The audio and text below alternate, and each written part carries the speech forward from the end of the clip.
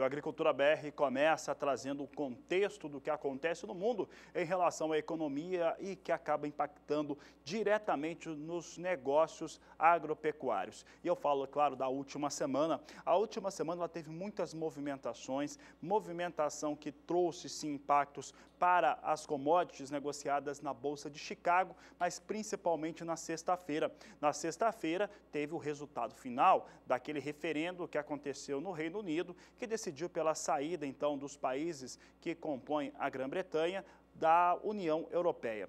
E essa movimentação toda trouxe uma certa correria, uma certa histeria para o mercado econômico, e isso influenciou bolsas de valores no mundo todo e também outros mercados, como o mercado de commodities agrícolas. A queda foi bem forte na última sexta-feira, fazendo com que negócios com soja, por exemplo, recuassem bastante.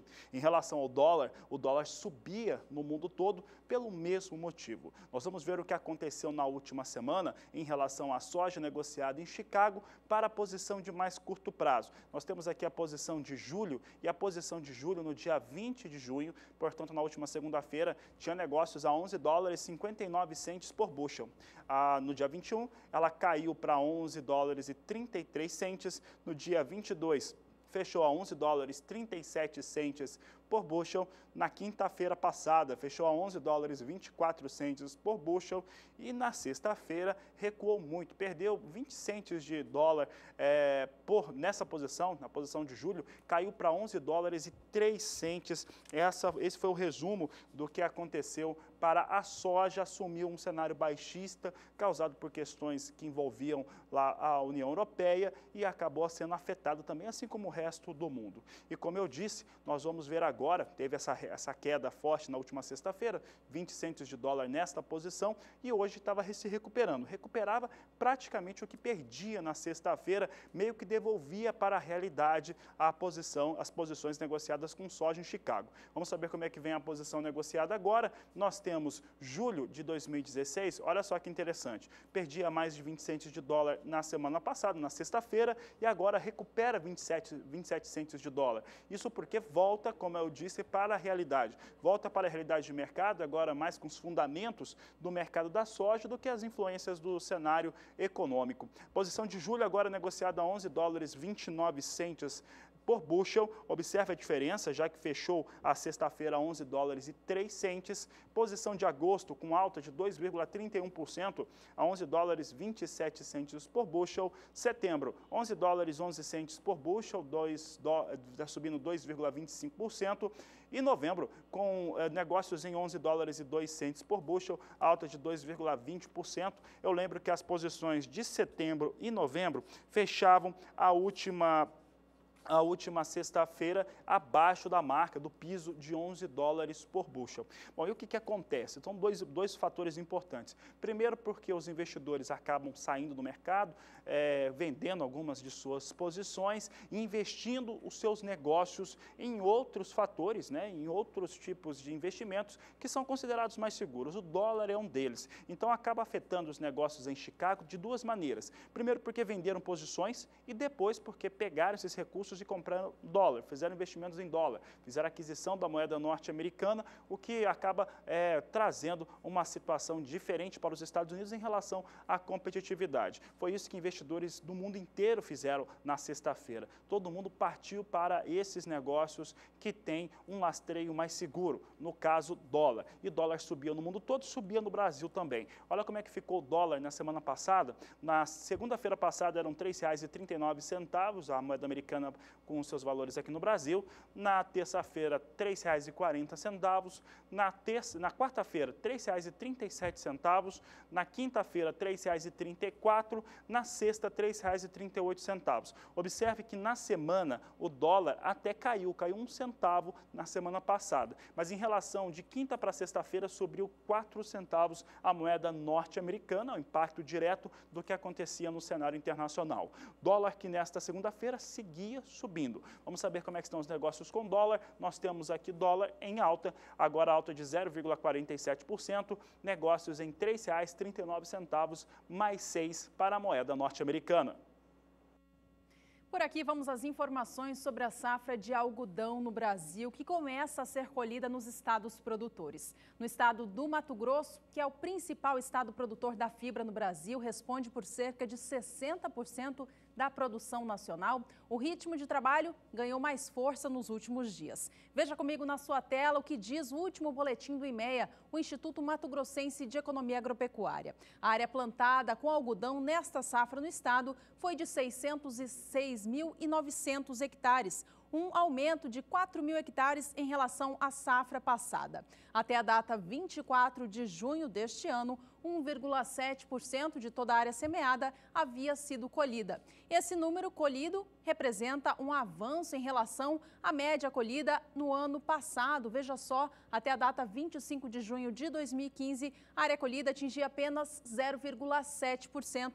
Portanto, o ritmo de colheita no estado do Mato Grosso se apresenta mais acelerado na atual temporada. Bom, este número é positivo, mas o que o estado espera em relação à produtividade dessa colheita que começa a ganhar força é de um volume de rendimento bem inferior em relação ao ciclo anterior.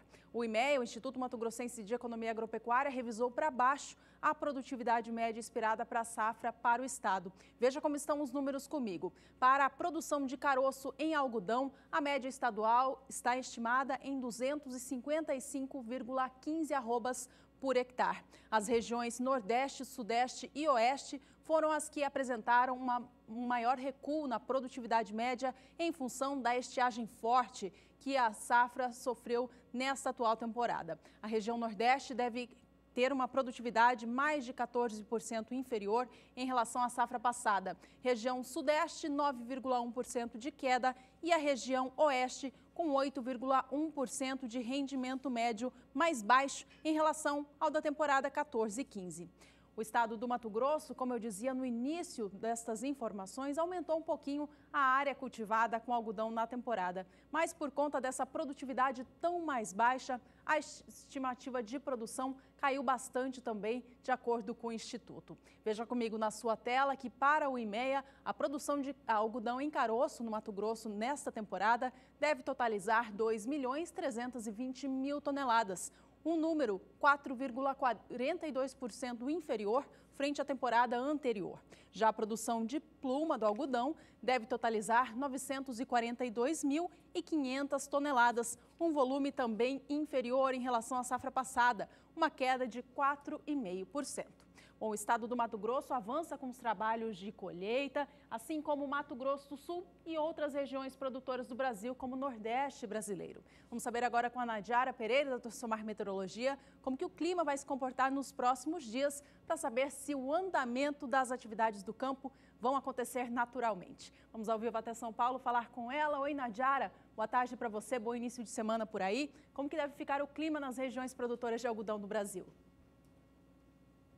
Olá, boa tarde, Juliana. Boa tarde a todos que nos assistem. As condições devem continuar bem favoráveis para as atividades de colheita do algodão, tanto no Centro-Oeste também como na região do Mato Piba. Depois de um ano bem difícil, principalmente no Mato Piba, onde a falta de chuva prejudicou o desenvolvimento das áreas produtoras de algodão, agora o tempo seco pelo menos vai beneficiar a colheita nesses próximos períodos. Nos próximos 5 dias, a expectativa é de tempo seco na maior parte do Brasil, em todo o Centro-Oeste e grande parte aqui da área produtora do Mato Piba. Esse tempo seco, então, vai beneficiar a colheita do algodão. E no próximo período a situação não muda muito. Na próxima semana volta a chover no extremo sul de Mato Grosso do Sul, mas desde o norte de Mato Grosso do Sul até o interior nordestino, o ar seco vai continuar garantindo o tempo mais aberto, com temperaturas mais elevadas no período da tarde. Então, as condições seguem favoráveis para o avanço da colheita do algodão. E essa situação não deve mudar, pelo menos até a segunda semana do mês de julho. O tempo seco vai continuar predominando na maior parte do interior do Brasil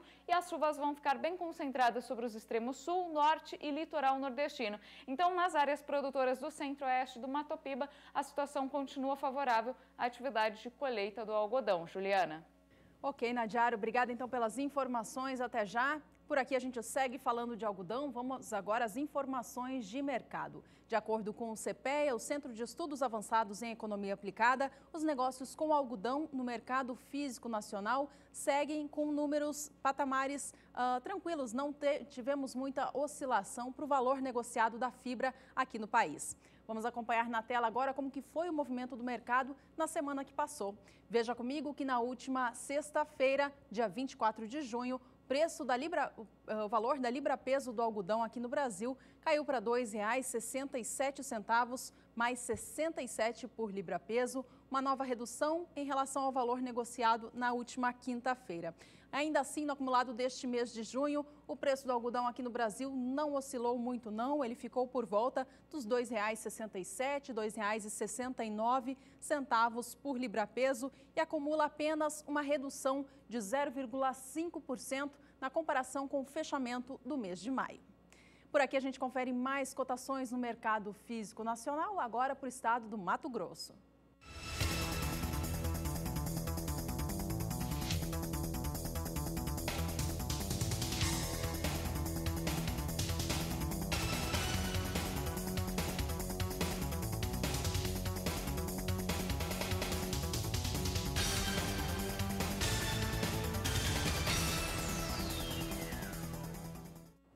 O próximo bloco traz em destaque o café. Você vai ver que o novo ministro da Agricultura, Blairo Maggi, vai confirmando a criação de um novo departamento para atender o setor no Ministério da Agricultura.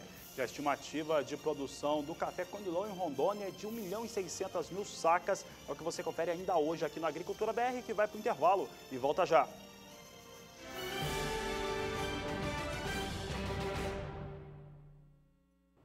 Estamos de volta com a Agricultura BR ao vivo nesta segunda-feira para todo o Brasil. Por aqui, o assunto neste bloco é café. E depois da chuva e do frio que atingiram as áreas de produção de café do país e que prejudicou os trabalhos de campo, agora predomina um tempo mais seco que tem favorecido as atividades de colheita. Vamos saber agora com a Nadiara Pereira como é que fica a previsão para os próximos dias, se o clima continua, Nadiara, principalmente colaborando com a colheita e também a secagem dos grãos. Continua assim, Fabiano. Depois daquele início de junho bastante complicado, com chuva, depois geadas em algumas áreas produtoras do Paraná e também do Sudeste, agora o tempo seco ganhou força de vez. Agora sim entramos numa condição bem típica da época do ano, que é esse tempo seco e grande amplitude da temperatura. Então, além do ar estar mais seco, a temperatura durante a tarde vai subir um pouco mais, o que também favorece, principalmente na secagem dos grãos de café. Ao longo dos próximos 5 dias, a expectativa é de tempo seco em todo o interior do Brasil. Então, no Sudeste, esse tempo seco vai beneficiar a colheita e a secagem dos grãos de café no estado de São Paulo e Minas Gerais. E só no Espírito Santo é que tem previsão para pancadas de chuva. Só que no estado capixaba é uma chuva muito rápida e isolada. É aquela chuva que não vai encharcar o solo. Inclusive, o estado ainda encontra-se com um grande déficit de umidade. E, por outro lado, também não deve comprometer por muito tempo as atividades de colheita do café. Sobre o estado do Paraná, também tempo bastante seco neste período. E a mesma condição é válida também para o estado de Rondônia, que avança com a colheita do café. Durante o próximo período, a situação não muda muito. A chuva até vai se espalhar um pouco mais pelo sul do Brasil, chegando até o estado do Paraná e sul de Mato Grosso do Sul, mas no norte paranaense, se chover, também vai ser de uma forma bem rápida e isolada, que não chega a paralisar por muito tempo as atividades no campo. E sobre o Sudeste, mais uma vez, chuva bem rápida e isolada entre o Nordeste Mineiro e o Espírito Santo, mas no interior da região, previsão de tempo bastante seco, que vai beneficiar, então, a colheita e a secagem dos grãos. E no estado de Rondônia também a situação não muda, o tempo seco vai continuar pelo menos até a primeira semana do mês de julho. E na próxima semana, também na segunda semana do mês de julho, a situação não muda muito. Algumas pancadas de chuva voltam a atingir São Paulo e sul de Minas Gerais, mas é algo também bem isolado, com baixo acumulado, nada comparado à chuva que atingiu os estados de São Paulo e Minas Gerais no início de junho, então não é uma chuva que chega a comprometer as atividades no campo. Entre o norte do Paraná, interior do Sudeste e também no estado de Rondônia, por enquanto o tempo seco vai continuar predominando nesses próximos 15 dias. Fabiano. Obrigado, Nadiara. Até daqui a pouco. Daqui a pouco ela retorna com mais informações da previsão do tempo. Por aqui, uma boa notícia para o setor da cafeicultura nacional. O ministro da Agricultura, Blairo Maggi, afirmou na última semana que vai criar o Departamento do Café cana-de-açúcar, florestas plantadas e também da agroenergia no Ministério da Agricultura. Essa medida atende a uma reivindicação de parlamentares da Frente Agropecuária do Brasil e também de envolvidos com o setor cafeeiro, depois que o Departamento do Café foi extinto do Ministério da Agricultura em 2015, durante o mandato da senadora Cátia Abreu. Representantes do setor cafeeiro comemoraram essa decisão, uma vez que ela vai voltar a dar legitimidade para o setor cafeeiro, já que a criação do Departamento do Café vai permitir com que eles tomem decisões voltadas para o setor. O ministro Blairo Maggi disse ainda que a nomeação de quem vai assumir o cargo como diretor do departamento ficará a cargo dessas entidades que estão ligadas com esta nova criação.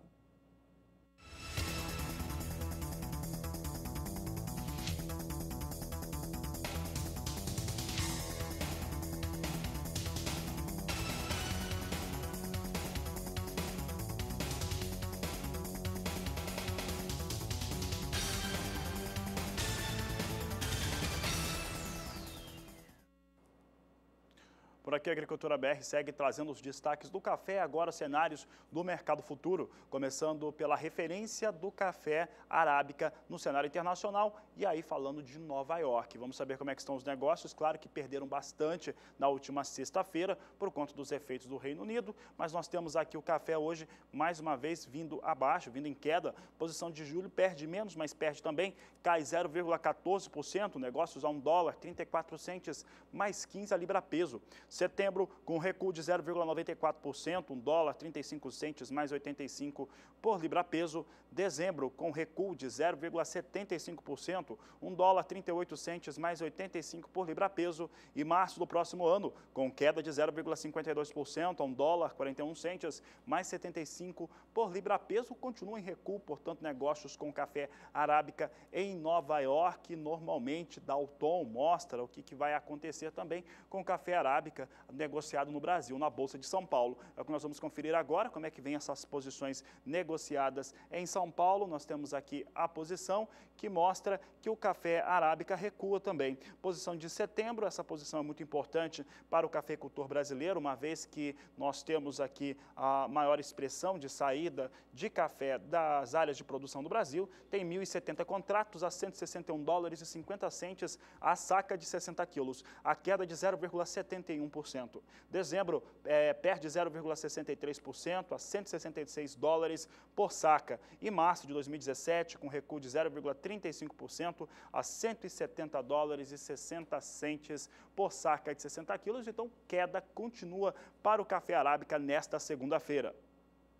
Vamos agora aos números do mercado físico nacional. O preço da saca de 60 quilos do café arábica negociado no estado de São Paulo caiu na última semana, registrando uma queda bem forte na sexta-feira. Veja comigo a quanto fechou a semana para essa variedade. Veja que a saca fechou a R$ 487,75, registrando uma queda de 1,80% apenas de um dia para o outro. Ainda assim, no acumulado deste mês de junho, o preço do café arábica mais subiu do que caiu em relação ao fechamento de maio. Ainda assim, registra alta de 6,7% no acumulado do mês. Essa cotação que você está vendo na tela aqui comigo é para o café arábica tipo 6, bebida dura para melhor, negociado no estado de São Paulo. Por aqui a gente confere mais cotações no mercado físico, desta vez para Minas Gerais. Acompanhe.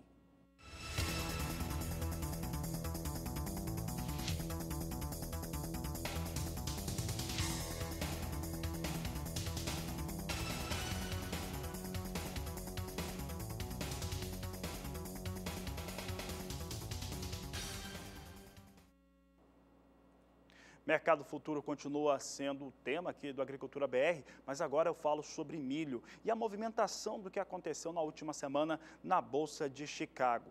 Na semana passada, Chicago para a posição de julho, é a posição de mais curto prazo para o milho sendo negociado nessa bolsa, ela teve uma queda forte. Para você ter uma ideia, semana passada ela teve queda nesta posição de 37 centes de dólar.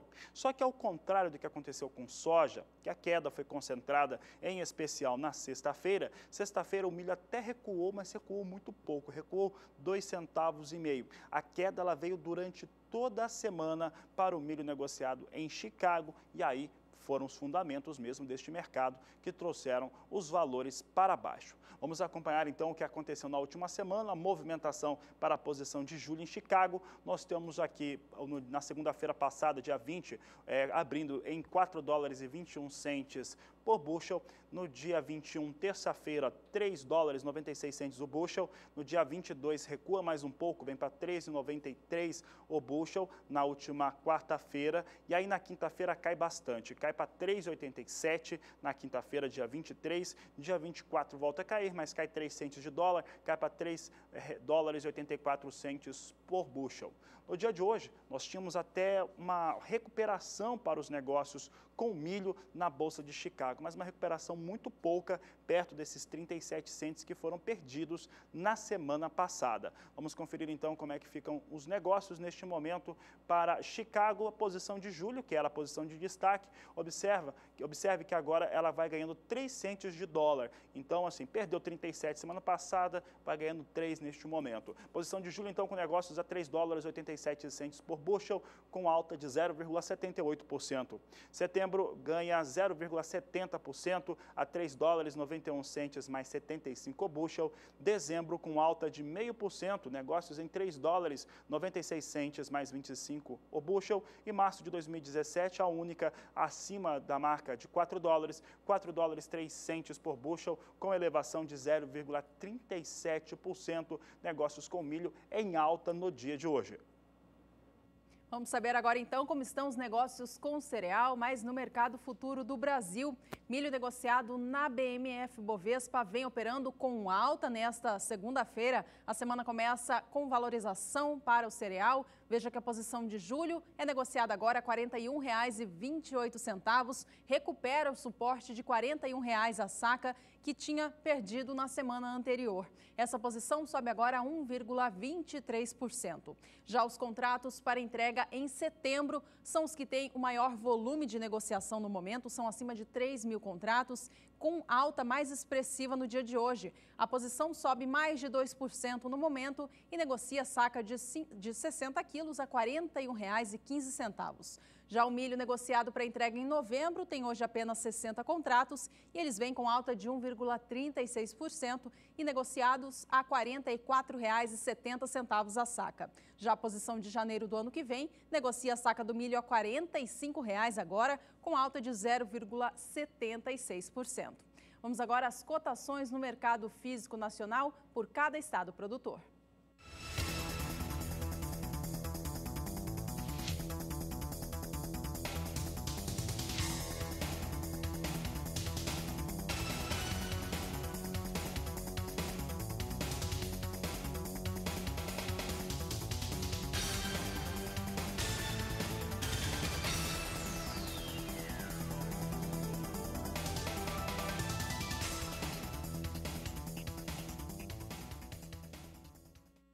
O Agricultura BR lembra você que você pode participar do programa com a gente. A gente faz aqui um convite, então, para que você mande uma mensagem pelo aplicativo WhatsApp, no número que vai aparecer aí na sua tela, 67996562266. Esse é o número de telefone do programa Agricultura BR. Então você pode, desde já, mandar o seu alô, manda também uma foto, um vídeo da sua produção e envie para a gente também as suas dúvidas sobre a sua produção. Não perca tempo, mande para a gente. Bom, e daqui a pouco no Agricultura BR você tem informações a respeito da produção de milho em segunda safra no Paraná. Isso porque a seca e a geada derrubaram em 12% as previsões iniciais, é o que você confere no próximo bloco.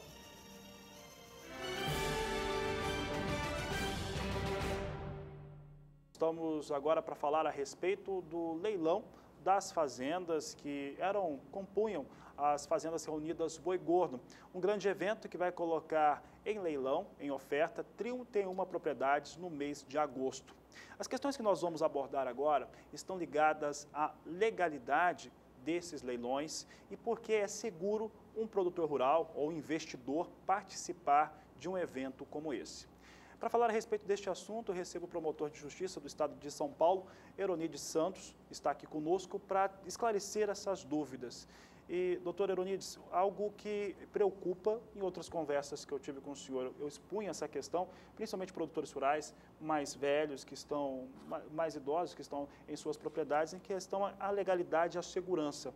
Quais são os aspectos que garantem a transparência para um processo como esse? Bom, veja, Fabiano, eu acho que a questão é excelente, porque você me dá a oportunidade de explicar um pouco do funcionamento de um processo de falência, e isso é algo que atinge, é uma dúvida que todos que não vivem o dia a dia do Poder Judiciário, que não vivem o dia a dia de um processo de falência, podem ter. Né? É seguro comprar um bem num leilão judicial, num leilão de uma massa falida? E a resposta, sem sombra de dúvidas, é sim. Primeiro, porque, em razão do estado falimentar, do processo de falência, todos os débitos que existem em relação àquela propriedade, e a gente vai falar aqui especificamente de uma propriedade rural, têm que ser habilitados no processo de falência e vão receber de acordo com as regras do direito falimentar. O que isso significa? Trocando em miúdos, significa que quem vai comprar essa propriedade num leilão vai comprar essa propriedade sem nenhuma dívida, por exemplo, tributária. Não vai comprar essa propriedade sem nenhuma dívida trabalhista, porque ele está comprando um ativo que tem que ser entregue livre, desimpedido e desembaraçado, e o dinheiro arrecadado com esta venda no leilão judicial vai ser utilizado para pagar todos os credores da falência, inclusive o fisco, a União, os trabalhistas, todos os credores que houverem. Então, na verdade, quem compra um bem numa situação como essa está numa situação mais confortável do que se tivesse, por exemplo, comprando um bem de um cidadão qualquer, onde ele precisa tirar certidões vintenárias, ver se aquela pessoa não está sendo executada por algum motivo, se aquele título é legítimo, se ele tem toda a cadeia dominial regularizada, se a área está devidamente delimitada. Nada disso vai preocupar o nosso comprador, porque nós vamos entregar as propriedades 100% regularizadas. Doutora, eu vou fazer o papel do produtor rural, então, com perguntas que um produtor faria. Vamos supor que, porventura, alguma dessas fazendas, parte dela, estivesse sob algum tipo de exploração neste momento. Por exemplo, se fosse uma espécie de arrendamento, alguém estivesse lá produzindo. Eu fiz a aquisição dessa propriedade. Essa propriedade, ela me será entregue, se tiver que ter uma desocupação, por exemplo, se tivesse que ter uma desocupação, é responsabilidade de quem? Bom, vamos dividir a sua pergunta em partes, porque ela é extremamente importante. Digamos que eu tenho uma fazenda arrendada, esse arrendamento está em vigor e eu coloco essa fazenda à venda porque ela pertence à massa falida. O que acontece com o comprador? Primeiro, esta situação vai ser perfeitamente descrita no edital de venda, que é a regra, que é o contrato que vai reger essa compra, e o arrematante, a pessoa que comprar essa fazenda, que tem lá um arrendatário explorando a terra, a partir daquela compra, o fruto daquele arrendamento passa a ser do comprador e não mais da massa falida. Ele compra a propriedade, ela está arrendada, nós somos obrigados por lei a respeitar o prazo desse arrendamento. Se for o caso. Se for o caso, por força do Estatuto da Terra. Agora, os frutos deste arrendamento passam a ser devidos a quem comprou e não mais a quem vendeu. Essa é a regra, tá? Você me perguntou se tiver algum outro tipo de ocupação. É evidente que todo o esforço da massa é entregar a propriedade livre e desembaraçada. Podem haver problemas, uma ocupação aqui, outra ali, eventualmente, para uma área muito grande? Sim, pode. Mas nós estamos trabalhando muito seriamente para que isso não ocorra e, se, eventualmente, uma área adquirida não corresponder àquilo que está no edital livre, desimpedido, pode acontecer? É lógico que pode. Nós não temos o domínio dos fatos do que acontece em todos os lugares, a todos os momentos. Sequer o que a gente vai fazer daqui 5 minutos, né? Se não estiver de acordo com o que foi comprado, é lógico que esta venda não vai ser realizada. Quem eventualmente deu um sinal ou deu um lance vai ter todo o seu dinheiro de volta e ele não vai ter nenhum prejuízo com isso, né? Agora, não há interesse nenhum por parte da massa falida, por parte de nós que estamos lá na Justiça, em colocar à venda algo que não corresponda àquilo que a gente está vendendo, né? Este não é o escopo do Poder Judiciário. O nosso trabalho é entregar aquilo que a pessoa está comprando. E é isso que vai acontecer, foi isso que já aconteceu em todo o histórico de vendas desta massa falida. Nenhum arrematante reclamou ou tencionou devolver a propriedade para a massa falida porque não era aquilo que eu queria. Não, pelo contrário.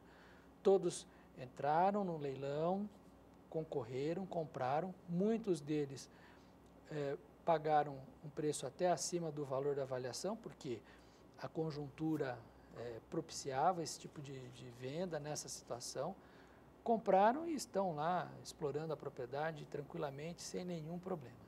Bom, isso mostra, além do fator de segurança, eu creio que também a questão da tradição, tá? O promotor de justiça do Estado de São Paulo falando a respeito deste assunto, que são perguntas interessantes e que o produtor rural quer saber também, mas e que também traz tranquilidade para investidores e também para o produtor rural.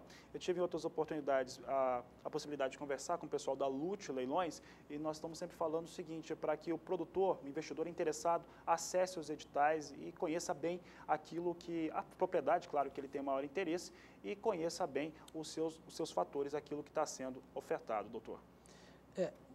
É muito importante esse trabalho que a gente vem desenvolvendo, porque eu vejo isso como um trabalho de longo prazo, mas mais do que uma falência, do que a falência da Boi Gordo, evidente que tem a sua relevância, a sua importância no cenário nacional, mas isso mostra para a população em geral esse trabalho de transparência, de segurança jurídica, mostra que qualquer pessoa pode participar de um leilão, de um leilão judicial, se não da falência da Boi Gordo, qualquer outro leilão.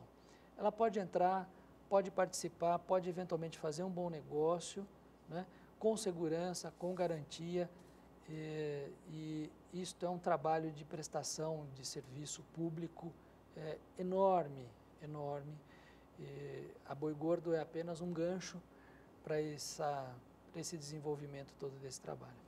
Tá certo, Euronides Santos, obrigado pela sua participação aqui conosco no Canal do Boi. Eu que agradeço, Fabiano, muito obrigado. Tá certo. Se você quiser saber mais a respeito dos leilões, leilão acontece no mês de agosto, você pode participar. Acesse o portal do Sistema Brasileiro do Agronegócio, sba1.com, ou através também do portal da Lute Leilões. Por aqui o destaque volta a ser o café. Enquanto o setor produtivo do café arábica tinha expectativa no início desta safra de uma excelente colheita, que só depois foi desacreditada por conta das recentes chuvas e geadas sobre as áreas produtoras, o setor produtivo do café Conilon já esperava desde o início da safra uma colheita negativa. Faltou chuva sobre os estados produtores de Conilon do Brasil desde o início da temporada, afetando demais o ciclo. No estado de Rondônia, que é o segundo maior produtor da variedade de Conilon aqui no Brasil, faltou chuva significativa na época da florada e também no pegamento dos chumbinhos, afetando com muita força a produtividade dos cafezais. A Conab, no seu último relatório, confirmou essa queda na produtividade dos cafezais de Rondônia, baixando em mais de 5% a expectativa de produção. Acompanhe comigo os números para a produção de Rondônia nesta safra, produção de café. Veja que a área cultivada com café no estado não alterou, ela se manteve a mesma em relação à temporada 14-15, em 87.657 hectares de cafezais produzindo. A produtividade média foi baixada em 5,6%, derrubando a média estadual para 18,56 sacas por hectare.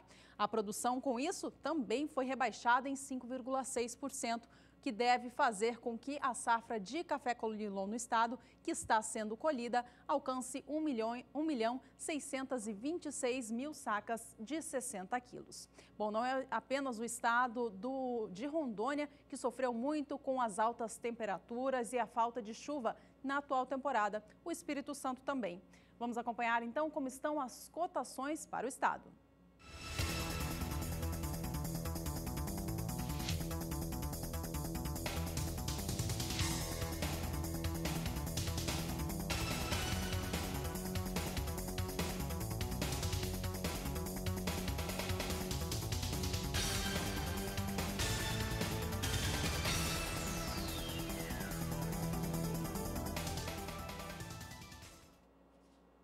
E o café robusta negociado na Bolsa de Londres, importante referência para os negócios com café Conilon em Rondônia, Bahia e Espírito Santo, operou, claro, em queda muito forte na última semana, em especial na sexta-feira.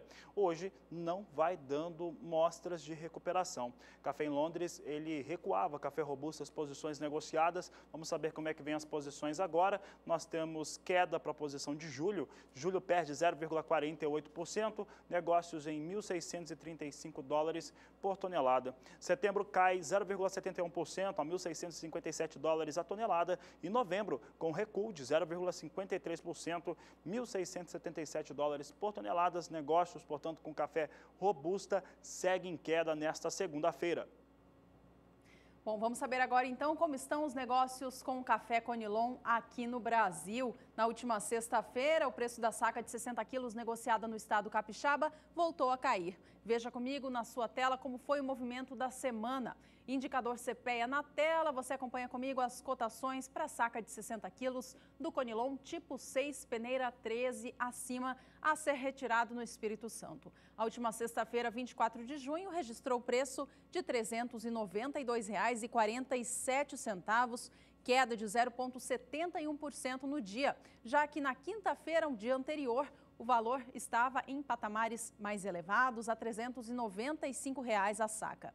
Ainda assim, no acumulado do mês de junho, do primeiro dia até a última sexta-feira, 24, o preço do café Conilon está 0,95% superior em relação ao preço fechado no mês de maio.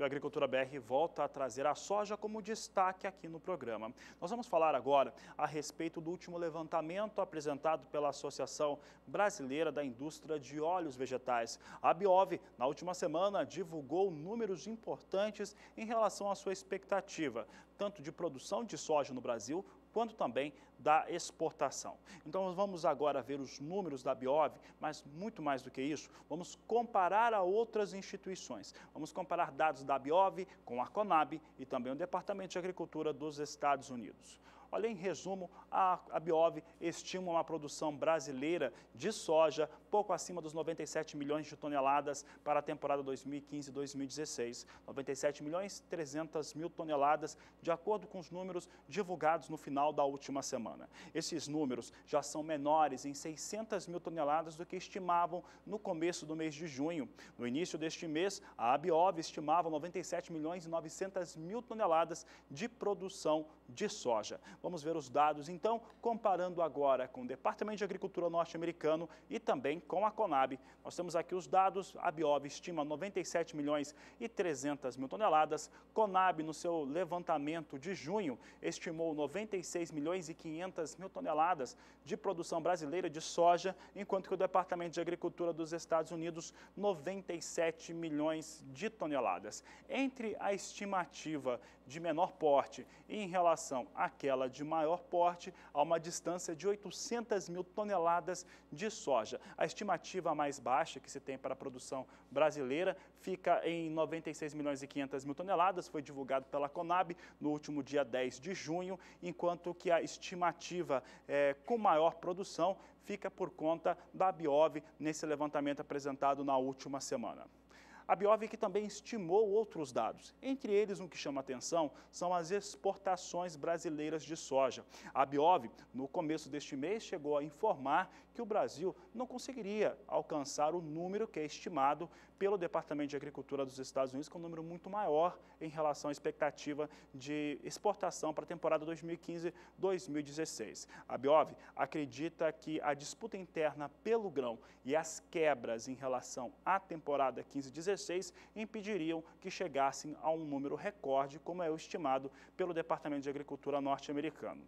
Com isso, a Associação Brasileira da Indústria de Óleos Vegetais estima uma exportação pouco acima de 53 milhões de toneladas, é o que a Agricultura BR mostra agora, comparando os dados do Departamento norte-americano e também da Conab. Observe os dados, a Biovic estima 53 milhões e 800 mil toneladas de soja sendo exportadas, Conab 54 milhões e 100 mil toneladas. Observe que a Biovic e Conab estão muito em linha, a Biovic estima 300 mil toneladas abaixo do que a Conab estima para a temporada atual, e o Departamento de Agricultura norte-americano coloca o número lá em cima mesmo, 58 milhões e 700 mil toneladas são esperadas, 750 mil toneladas são esperadas pelo Departamento de Agricultura norte-americano para as exportações brasileiras de soja.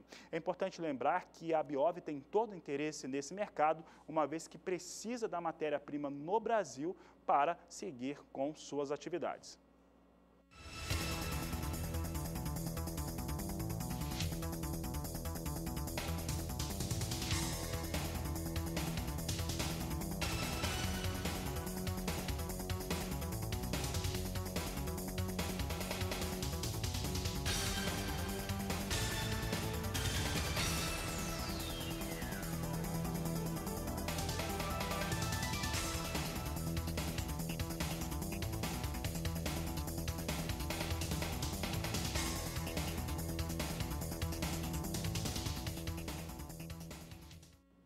O Agricultura BR traz em destaque agora a situação para o estado de Goiás no que diz respeito ao mercado da soja e do milho por lá. Nos últimos 30 dias, no que diz respeito ao mercado do milho, os produtores do cereal no estado viram o preço da saca cair em cerca de 25%, saindo do patamar de R$ 50 a saca um mês atrás para agora para baixo dos R$ 40. Vamos acompanhar na tela agora como foi negociado o milho no estado goiano no acumulado dos últimos 30 dias. Relembre comigo que no dia 26 de maio o valor era de R$ 50,25 na média estadual, média essa que toma como base o preço mínimo e máximo negociado no dia. Já no dia 31 do mês, o valor perdia o suporte de R$ 50 a saca, fechava o dia R$ 49,50. Início do mês de junho, recuperando o suporte de R$ 50 a saca, fechando no dia 3 a este valor. E de lá em diante veio recuando, com o avanço também da colheita do milho pelo Brasil e trazendo os negócios com cereal para baixo também no estado goiano. No dia 8 de maio, o valor para o estado já era de R$ 48,25 a saca. No dia 16, R$ 45. E na data de hoje, por volta das 10 horas pelo horário de Brasília, o preço do milho no estado goiano já estava em R$ 38 a saca, portanto, uma queda de mais de R$ 20 por saca no acumulado desses últimos 30 dias, ou o equivalente a cerca de 25%. Nós vamos agora acompanhar qual que é a estimativa de produção do milho no estado goiano, de acordo com a Conab. E a gente vai ver que, é claro, a quebra dessa safra, ela é significativa, ela indica que o estado goiano volta atrás em 2 anos, no que diz respeito ao volume de produção. Acompanhe comigo na sua tela que na safra 11/12 o estado retirava dos campos 4.200.000 toneladas de milho. Na segunda safra, safra 12/13, esse volume vinha para baixo, para 4.020.000, recuperando o movimento de alta na 13/14, fechando a safra a 5.840.000 toneladas. Temporada passada, 14/15, o estado de Goiás atingia o seu recorde de produção na segunda safra em 7.320.000 toneladas e na safra atual, de acordo com a Conab, o número volta a recuar, retomando o mesmo patamar da safra 13/14 em 5.800.000 toneladas de milho. Enquanto a soja em Goiás teve uma alta nos últimos 30 dias de 4,61%. É bem verdade que a última semana foi marcada por recuos ou pelo menos paralisação nos valores que até então vinham subindo, não só em Goiás, mas também em outros estados produtores. Vamos saber agora como é que ficou o desempenho da soja nos últimos 30 dias. Esse é um preço médio, considera a mínima e a máxima diária. É o que você acompanha no Agricultura BR. Você tem aqui no dia 26 de maio o valor de R$ 81,25. O mesmo valor foi o do fechamento do mês passado. R$ 81,25 fechou o mês no dia 31. Já abriu no junho, abriu no dia 3 a R$ 83,00 a saca de 60 quilos. No dia 8 de junho, R$ 86,75 a saca. Valor médio do dia 17 foi o maior da série histórica, chegou a R$ 88,50 a saca de 60 quilos. Como eu disse, a última semana ela foi marcada por recuos para os valores do preço médio no estado de Goiás e também em outros estados. Com isso, o valor da saca de 60 quilos da soja fechou em queda em relação àquilo que se tinha 7 dias antes, a R$ 85,00. Entretanto, quando se considera uns 30 dias, há uma alta. A alta é de 4,61% para o acumulado de um mês. Agora vamos saber da produção goiana. Produção no estado de Goiás é o destaque de agora. Você tem agora os números que mostram o que acontecia na temporada 11/12, uma produção de 8.200.000 toneladas, 12/13 com 8.500.000, 13/14, 8.900.000 toneladas, 14/15, 8.600.000 toneladas. A produção na temporada atual conseguiu atingir 2 dígitos, destoou do que vinha produzindo Goiás, subiu, chegou a 10.600.000 toneladas, de acordo com os dados da Conab.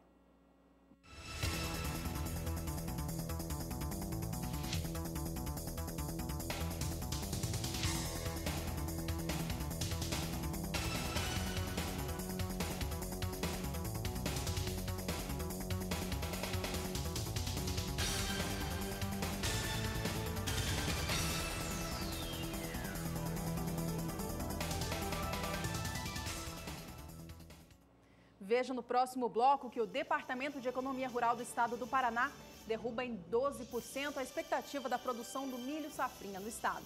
Você vai ver ainda como é que está o plantio do trigo nos países do Mercosul. É o que você confere já já aqui no Agricultura BR.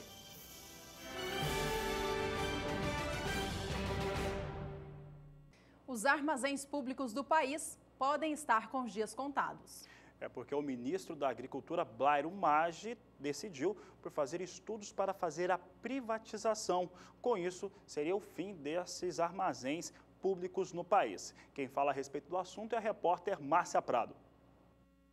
A capacidade de armazenagem de grãos no país passa de 150 milhões de toneladas. A maior parte disso está em silos privados. Na rede pública, esse potencial é menor que 2,5 milhões de toneladas, em pouco mais de 170 armazéns, estruturas que o Ministério da Agricultura quer privatizar.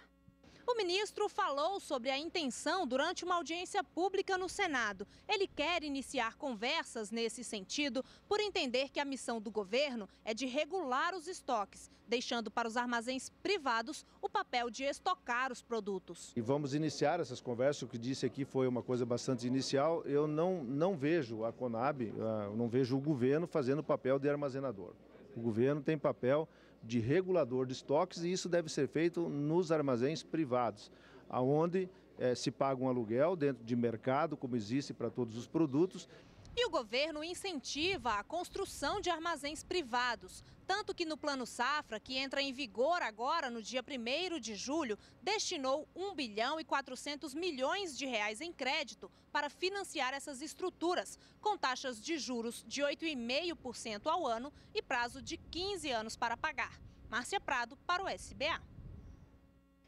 O milho de segunda safra no Paraná, que é o segundo maior produtor do grão aqui no Brasil, não resistiu às recentes intempéries climáticas e teve a sua expectativa de produção derrubada em 12%.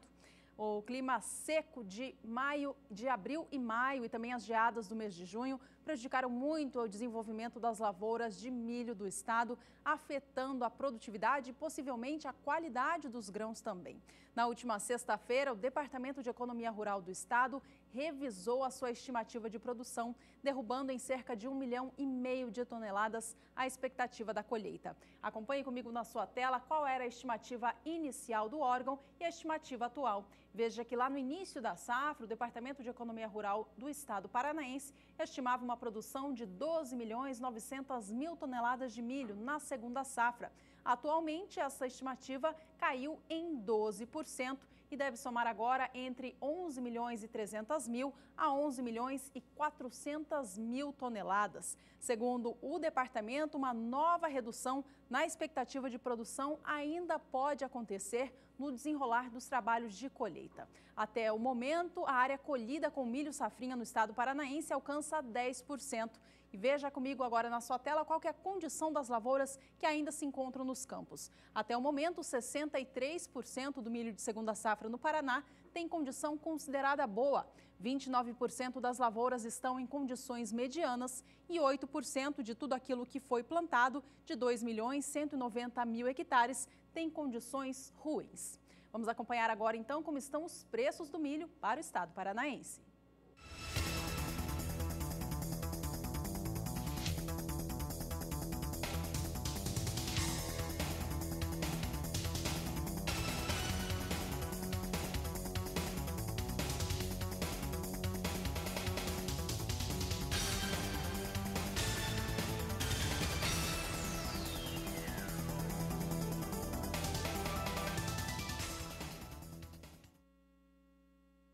Vamos agora às informações sobre o milho safrinha no estado do Mato Grosso, principal estado produtor de grãos aqui do Brasil.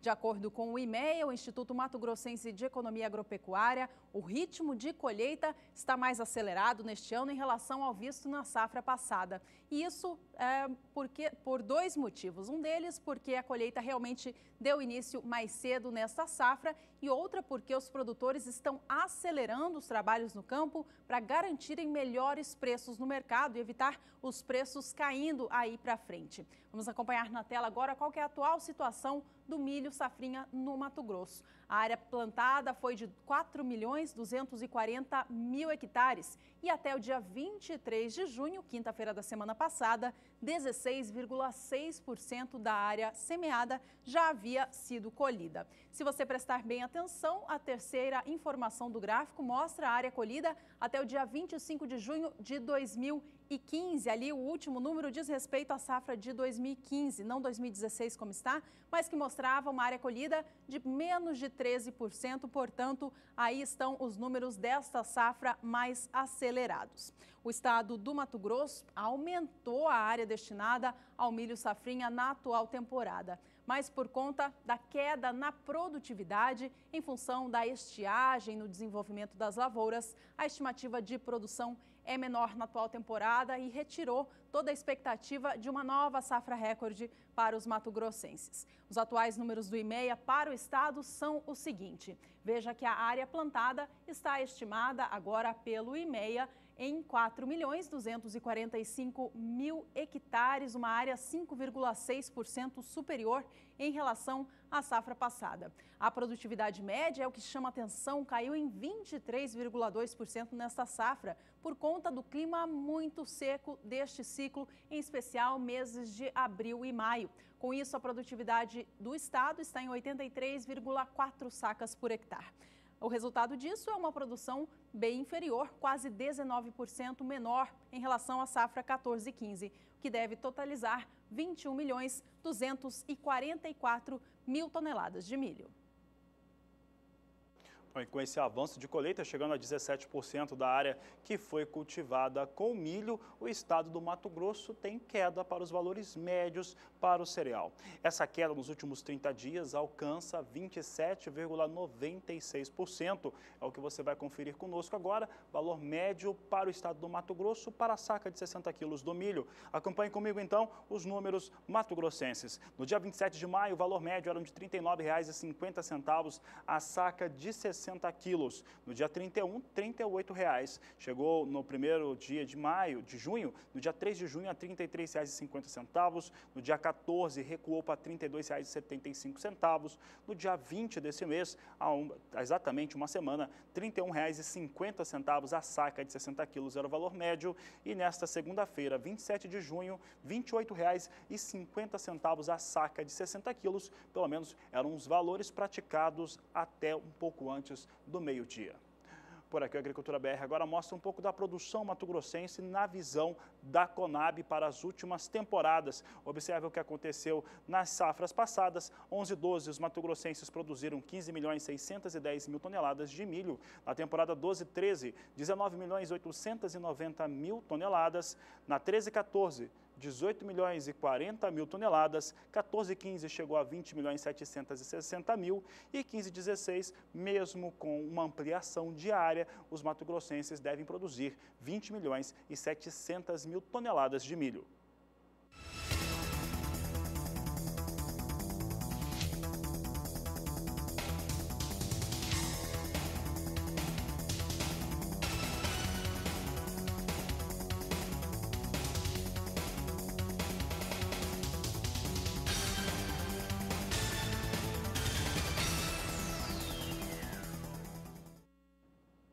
O clima seco dos últimos dias tem beneficiado os trabalhos de colheita do milho safrinha, em especial na região centro-sul do Brasil. Vamos saber agora com a Nadiara se o clima deve continuar assim por um longo tempo para propiciar os trabalhos no campo. Vamos voltar ao vivo até São Paulo para falar com ela. Nadiara, o clima seco dessa parte do país está fazendo com que os produtores avancem com as máquinas no campo? Esse tempo deve continuar assim por muito tempo?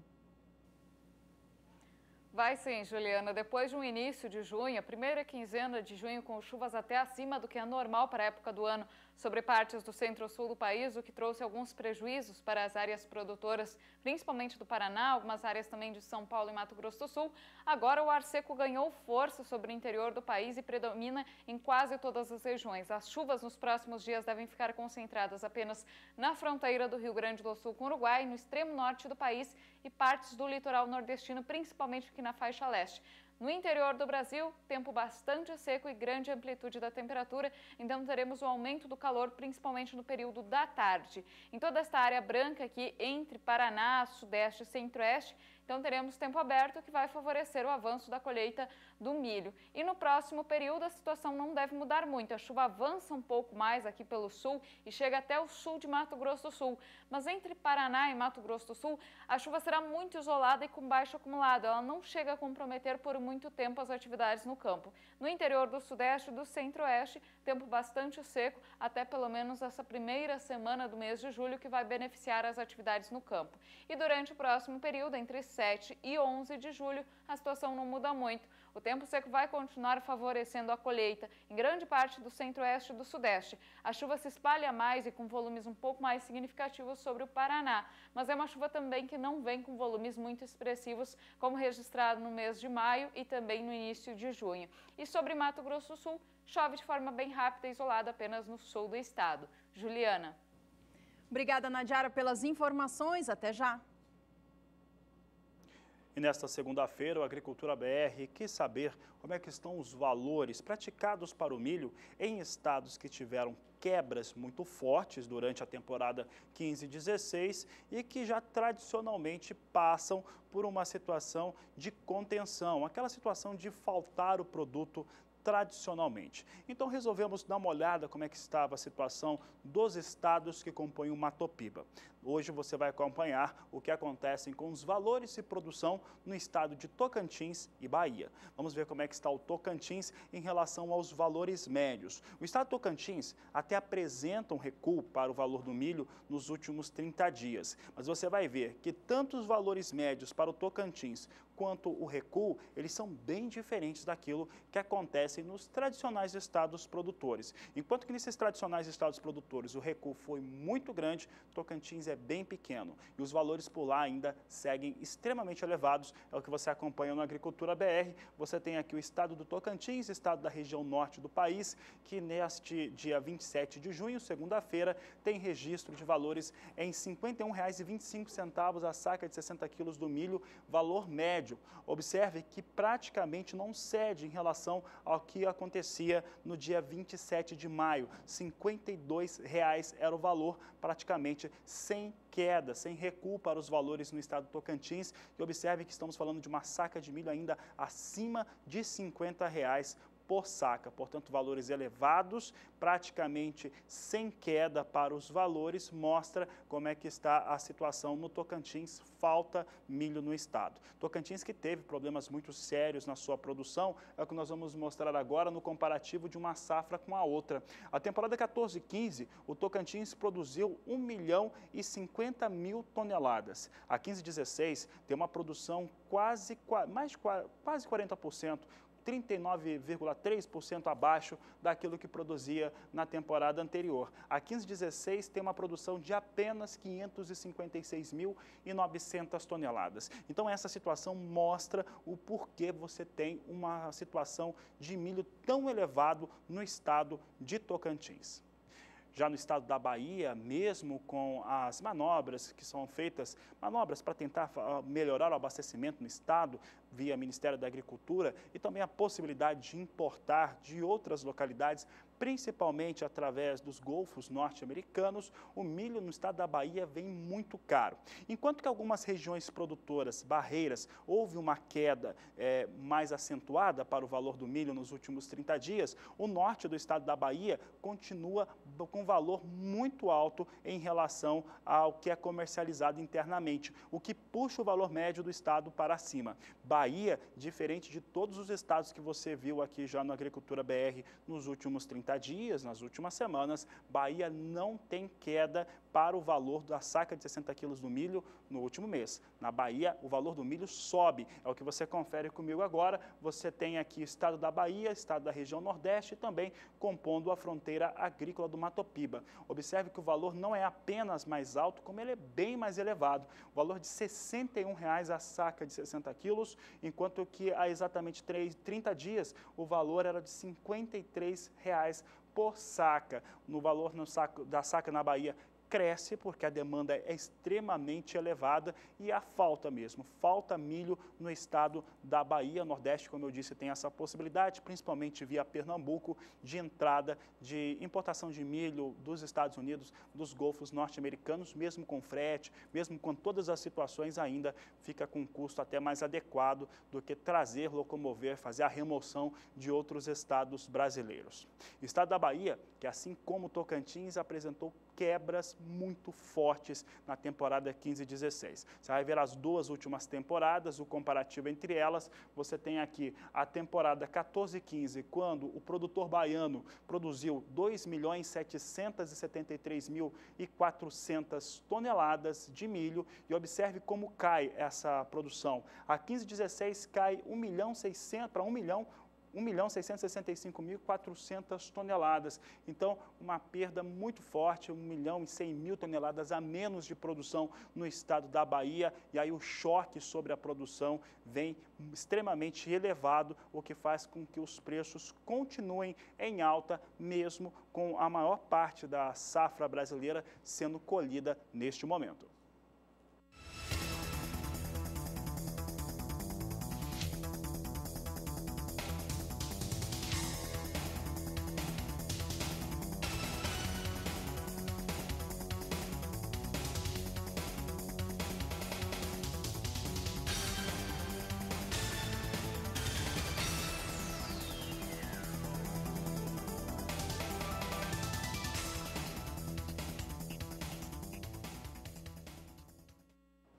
Veja no próximo bloco como está o andamento do plantio do trigo nos países do Mercosul.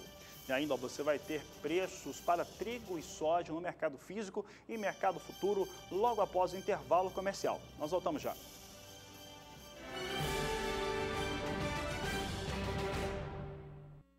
Agricultura BR de volta e agora para falar sobre o trigo. E o trigo em toda a América do Sul, em especial aos países que compõem o bloco comum chamado Mercosul. No Paraguai, o plantio já está 100% concluído. Na Argentina, esse cultivo chega a 45,7%, enquanto que aqui no Brasil se tem o Paraná pouco acima de 84% e o estado do Rio Grande do Sul pouco acima dos 40%. Um outro detalhe importante é que a maior parte dessas lavouras que vão sendo cultivadas com trigo estão em boas condições, poucas em médias condições e praticamente nenhuma em situações ruins. Vamos ver agora como é que está esta situação de avanço para o trigo nos países do Mercosul, destacando aqui no Brasil os dois principais estados produtores. Então você acompanha comigo aqui os dados, você tem a Argentina com uma área de cultivo de 4.500.000 hectares, a Argentina alcança neste momento, ela chega a 45,7% de toda a sua área, de acordo com o último boletim da Bolsa de Cereais de Buenos Aires. Tem o Paraguai com uma área menor, 496.000 hectares no Paraguai, 100% cultivado. Estado do Paraná. Paraná, se fosse um país, seria o segundo maior produtor de trigo, ou pelo menos que destina a maior área de trigo na América do Sul. Paraná tem 1.140.000 hectares que são destinados ao cultivo do trigo e alcançou 85% dessa área já semeada. Enquanto que o estado do Rio Grande do Sul tem 765.000 hectares e atingiu 45% dessa área, de acordo com a Trigos e Farinhas, uma empresa de consultoria que fez o levantamento. Um outro dado importante é que, de acordo com a Trigos e Farinhas, o trabalho de plantio no trigo no Uruguai avançaram com bastante força na última semana e por lá também as condições climáticas, pelo menos neste início de cultivo, têm sido favoráveis ao desenvolvimento da cultura. Bom, vamos saber agora, Fabiano, como que deve ficar o clima, então, para os próximos dias. Até o momento, a Nadiara volta a falar com a gente, direto da Somar Meteorologia. O clima tem sido favorável, né, Nadiara, para essa cultura e para as demais culturas de inverno também. Como que deve ficar o clima aqui no Brasil, para as áreas produtoras de trigo e também nossos países vizinhos? Olha, Juliana, por enquanto as condições de umidade principalmente são favoráveis ao plantio do trigo naquelas áreas que ainda estão plantando e também para as áreas que já estão em desenvolvimento. Aqui no Brasil, tem chovido de forma mais frequente sobre o sul do Brasil. Isso tem garantido boas condições de umidade. Entre Rio Grande do Sul e Paraná, o índice de umidade do solo varia de 70% até 100%. Principalmente no Paraná, as condições são melhores para o desenvolvimento e plantio do trigo, porque choveu muito nos últimos períodos, só que agora o tempo seco ganhou força. Então, apesar do tempo estar mais seco, as temperaturas também estão mais amenas, então isso não faz com que a umidade do solo diminua tão rapidamente. Já no Rio Grande do Sul, tivemos alguns dias de tempo seco e alguns produtores já sentem a falta de chuva, principalmente na hora de fazer aplicações nas lavouras. Agora, a expectativa é de chuva no Rio Grande do Sul, só que essa chuva ela fica mais concentrada sobre a fronteira com o Uruguai, então não deve beneficiar todas as áreas produtoras. Até pelo menos o dia 1º do mês de julho, chove forte aqui sobre áreas que fazem fronteira com o Uruguai e o volume até deve ser expressivo em algumas localidades. Mas desde o interior gaúcho até o interior paranaense não tem previsão de chuva significativa. A gente viu no mapa de umidade que o solo está com boas condições de umidade, só que principalmente nas camadas mais inferiores da terra. Sobre a camada mais superficial, o índice de umidade já começa a cair, então para quem está fazendo aquele plantio raso, já sente um pouco a falta de umidade, principalmente no centro e norte gaúcho. Durante o próximo período, a chuva volta a se espalhar pelo interior da região sul. Então, na primeira semana do mês de julho, teremos o retorno da chuva mais abrangente para o estado gaúcho e com volumes significativos, que devem ultrapassar 30 milímetros em 5 dias. Então, é uma chuva já considerada agrícola e que vai garantir boas condições aí para o desenvolvimento do trigo no estado. Entre Santa Catarina e Paraná, a chuva será um pouco mais isolada, com menor volume acumulado. E no próximo período, entre os dias 7 e dia 11 de julho, a situação não muda muito. Tem previsão de chuva mais generalizada e volumosa para o estado gaúcho. É uma chuva que garante condições de umidade favoráveis para o desenvolvimento do trigo, mas, por outro lado, não há previsão para volumes tão expressivos. Então, não deve haver transtornos aí para as atividades no campo. Entre Santa Catarina e Paraná, o volume será um pouco menor, variando em torno de 15 milímetros em 5 dias. Para a Argentina, a situação é muito parecida com o sul do Brasil. As condições de umidade do solo também são favoráveis. A gente observa que grande parte do centro e norte argentino com índices de umidade de até 100%. Então, é a mesma condição do Rio Grande do Sul. As camadas inferiores do solo estão com condições melhores de umidade, mas por causa do tempo mais seco em algumas regiões nos últimos períodos, a camada mais superficial já apresenta uma diminuição da umidade. Então, para quem planta mais superficialmente, já há um pouco mais de dificuldade para o plantio do trigo. Agora, para os próximos dias, tem expectativa de chuva para o norte argentino. Agora, neste período, que vai até o dia 1º de julho, a expectativa é de chuvas mais concentradas aqui na fronteira com o Uruguai e também com o Rio Grande do Sul. Mas para o interior argentino, a expectativa ainda é de tempo mais seco. No próximo período, assim como no sul do Brasil, a chuva também vai ficar mais abrangente sobre o centro e norte argentino. Deve chover de 30 a 50 milímetros nas áreas mais atingidas e é uma chuva agrícola que vai garantir boas condições de umidade no solo. E no próximo período, na segunda semana do mês de julho, chuvas mais volumosas aqui sobre o norte da Argentina, inclusive regiões de fronteira com o Paraguai e com o Rio Grande do Sul. Então, a situação para o Paraguai também é bem parecida com o sul do Brasil e o norte da Argentina. O Paraguai, na verdade, tem uma situação mais parecida com o Paraná. Teve chuvas fortes nos últimos períodos, agora o tempo seco ganha um pouco mais de força, que favorece as atividades de cuidados com as lavouras de trigo. E para os próximos períodos, expectativa de retorno da chuva mais forte para o Paraguai, principalmente na primeira e na segunda semana de julho. Hoje eu encerro por aqui minha participação, mas eu volto amanhã com mais previsão do tempo na Agricultura BR. Até lá! Até amanhã, Nadiara. Obrigada pelas informações. Fabiano. Por aqui o assunto segue sendo trigo, mas agora os negócios no cenário internacional. A última semana foi marcado por recuos em todas elas e o trigo perdeu preço na última semana, posição de julho negociada em Chicago, mas perdeu durante a semana. Não foi exatamente na sexta-feira, por influência do Reino Unido, nada disso. Perdeu durante a semana, é o que você vai acompanhar conosco agora, o que aconteceu na última semana com os negócios para o trigo na posição negociada para julho em Chicago. No dia 20, portanto, na última segunda-feira, negócios em $4,73 o bushel.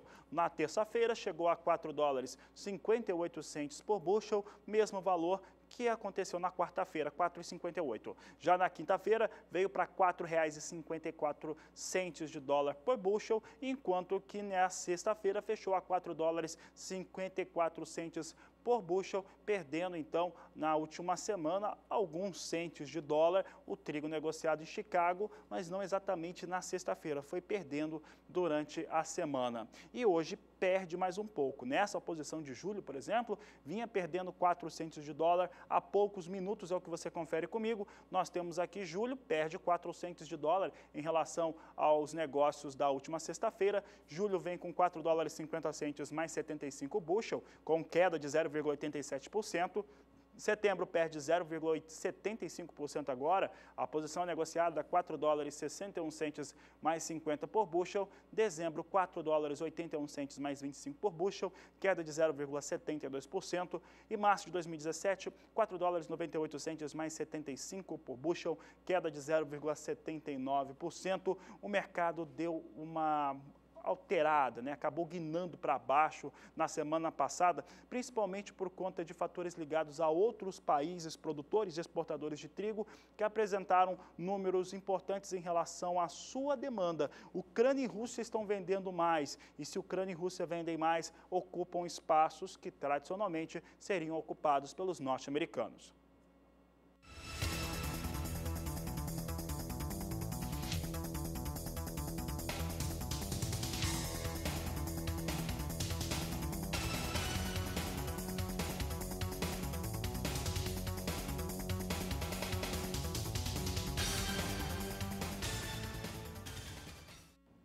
Os produtores mato-grossenses de soja têm aproveitado o recuo do dólar frente ao real nas últimas semanas para fazerem as compras dos insumos para a próxima temporada.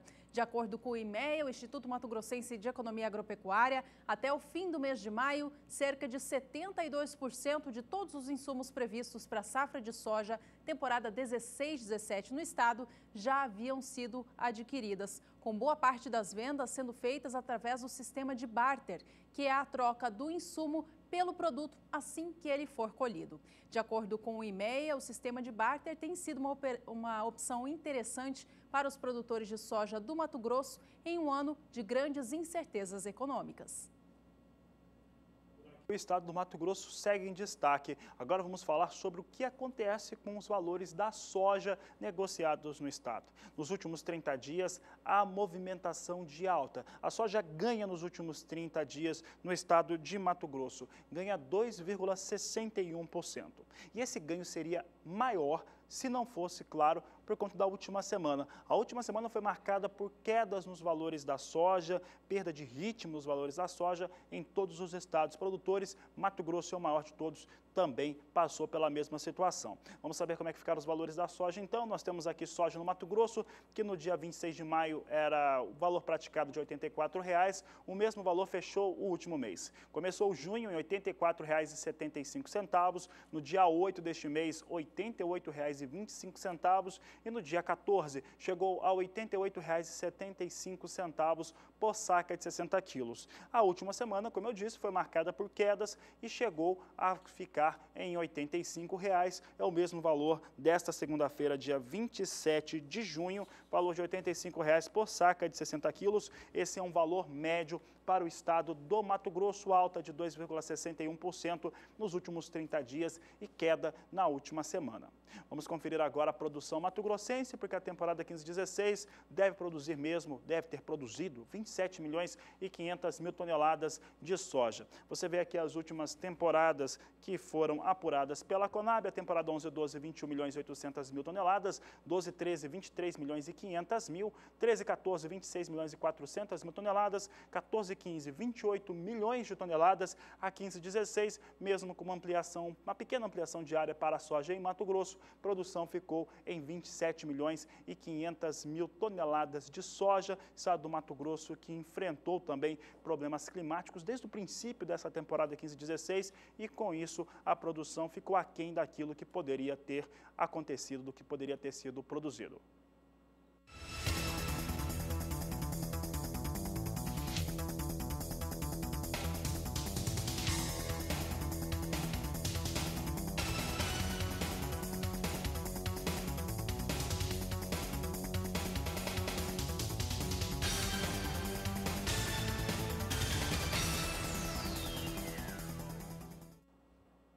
A Agricultura BR traz agora as informações de preços de soja nos portos brasileiros. Hoje nós não conseguimos apurar Porto de Santos, não tinha negócios no Porto do Rio Grande e no Porto de Paranaguá chamamos negócios para entrega no mês de agosto, é o que você confere conosco agora. Veja como é que estão os valores praticados. Nós temos para hoje, para entrega no mês de agosto, R$ 94,50, valor da saca de 60 quilos para o Porto de Paranaguá. Portanto, portos também tiveram na última semana uma redução nos valores da soja, não dos prêmios, e hoje nós temos aí para entrega em agosto R$ 94,50, mercado um pouco mais contido com soja nos últimos 7 dias, 8 dias, Juliana.